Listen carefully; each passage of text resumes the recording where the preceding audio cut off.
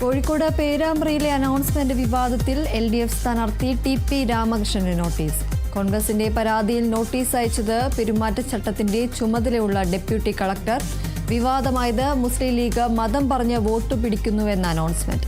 പയ്യന്നൂരിൽ വ്യാജ ആധാർ കാർഡുകൾ ഉണ്ടാക്കുന്നുവെന്ന കോൺഗ്രസിന്റെ പരാതിയിലും നടപടി. കളക്ടറോട് റിപ്പോർട്ട് തേടി മുഖ്യ തെരഞ്ഞെടുപ്പ് ഓഫീസർ.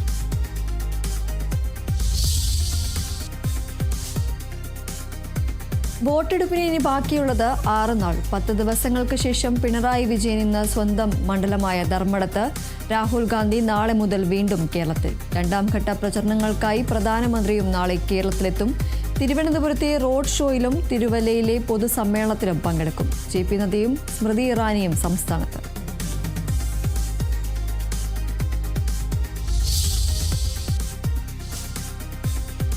പാലക്കാട് UDF സ്ഥാനാർത്ഥി രമേശ് പിഷാരടിയെ BJP പ്രവർത്തകർ തടഞ്ഞ സംഭവത്തിൽ കോൺഗ്രസ് ഇന്ന് തെരഞ്ഞെടുപ്പ് കമ്മീഷന് പരാതി നൽകും. കോൺഗ്രസ് ബ്ലോക്ക് കമ്മിറ്റിയുടെ പരാതിയിൽ കേസെടുത്ത Palakkad police case BJP councillor Sindhu രാജനെ 1ാം പ്രതിയാക്കി.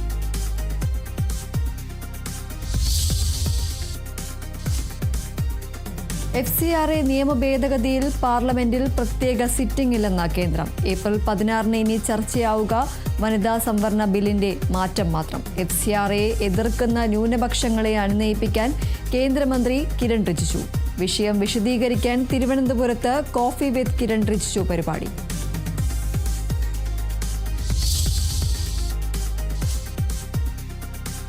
ഇറാനിലെ ഏറ്റവും വാണിജ്യ പ്രാധാന്യമുള്ള B1 പാലം തകർത്ത അമേരിക്ക. തകർത്തത് തലസ്ഥാനമായ ടെഹ്റാനെ കരാച്ച് നഗരവുമായി ബന്ധിപ്പിക്കുന്ന പാലം. കരാറിന് തയ്യാറായില്ലെങ്കിൽ ഇറാന്റെ B1 പാലം പോലെ കൂടുതൽ അടിസ്ഥാന സൗകര്യങ്ങൾ തകർക്കുമെന്ന ട്രംപിന്റെ ഭീഷണി. ഇറാനിലെ വ്യോമാക്രമണത്തിൽ 8 പേർ കൊല്ലപ്പെട്ടു. ആക്രമണം ശത്രുവിന്റെ പരാജയത്തിന്റെയും ധാർമ്മിക തകർച്ചയുടെയും അടയാളമെന്ന് ഇറാൻ വിദേശകാര്യമന്ത്രി. തകർക്കപ്പെട്ട അടിസ്ഥാന സൗകര്യങ്ങൾ മുൻപത്തേക്കാൾ ശക്തമായി പുനർനിർമ്മിക്കുമെന്ന് അബ്ബാസ് അരഗച്ചി.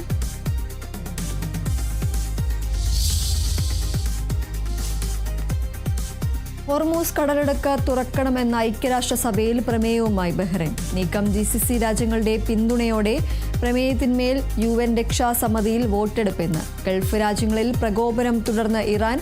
ഒറാക്കിൾ ഡേറ്റാ സെന്റർ ആക്രമിച്ചെന്ന വാദം തള്ളി ദുബായ്.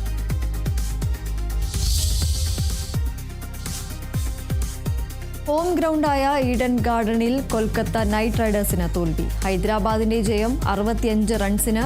227 റൺസ് പിന്തുടർന്ന കൊൽക്കത്ത 16 ഓവറിൽ 161 റൺസിന് പുറത്ത്.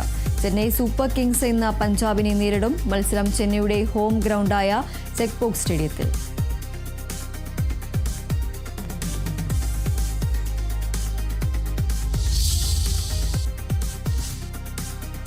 ക്രിസ്തുവിന്റെ പീഡാനുഭവ സ്മരണയിൽ ഇന്ന് ദുഃഖവെള്ളി. ലോക സമാധാനത്തിന് ആഹ്വാനം ചെയ്ത ക്രൈസ്തവ സഭാധ്യക്ഷന്മാർ.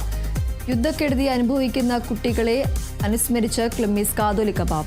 എല്ലാ ക്രൈസ്തവരും കുരിശിന്റെ വഴിയെ കടന്നുപോകുന്നുവെന്ന് ചങ്ങനാശ്ശേരി ആർച്ച് ബിഷപ്പ് മാർ തോമസ് തറയിൽ.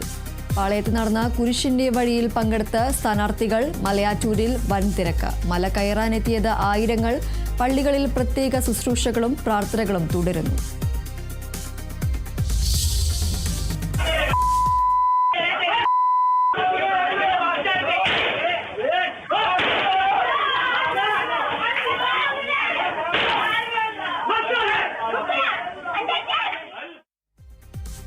യുവതിക്ക് നേരെ ലൈംഗിക അതിക്രമത്തിന് ശ്രമിച്ച അക്രമികളെ വെടിവെച്ച മലയാളി. സംഭവം മഹാരാഷ്ട്ര താനെയിലെ മുംബ്രയിൽ.